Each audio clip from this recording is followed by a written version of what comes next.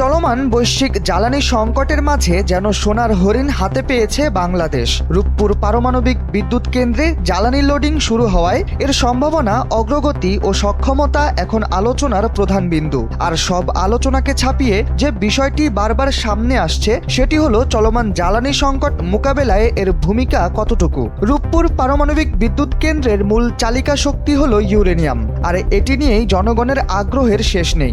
বলা হচ্ছে একটি সাধারণ গাড়ির জ্বালানি ট্যাঙ্ক ভরতে যেখানে কয়েক লিটার তেল লেগে যায়, সেখানে পারমাণবিক বিদ্যুৎ কেন্দ্রে জ্বালানি হিসেবে ব্যবহার হওয়া ইউরেনিয়ামের মাত্র 4 গ্রাম 417 লিটার ডিজেলের সমপরিমাণ শক্তি উৎপাদন করতে পারে। সে হিসেবে মাত্র 1 গ্রাম ইউরেনিয়াম 100 লিটারের বেশি জ্বালানি তেলের সমপরিমাণ শক্তি দেবে।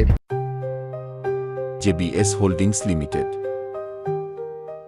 এ বিষয়ে বিবিসি বাংলার এক প্রতিবেদনে বলা হয়েছে, মাত্র 4 গ্রামের ক্ষুদ্র আকারের ইউরেনিয়াম প্যালেট যে পরিমাণ শক্তি উৎপাদন করে, ঠিক সে পরিমাণ শক্তি উৎপাদন করতে কয়লা লাগবে 400 কেজি, গ্যাস লাগবে 360 ঘনমিটার আর ডিজেল লাগবে 417 লিটার। যার মানে হলো 1 কেজি ইউরেনিয়াম মজুত করা গেলে তা হবে 600 টন জ্বালানি তেল আর 100 টন কয়লা জমানোর সমান।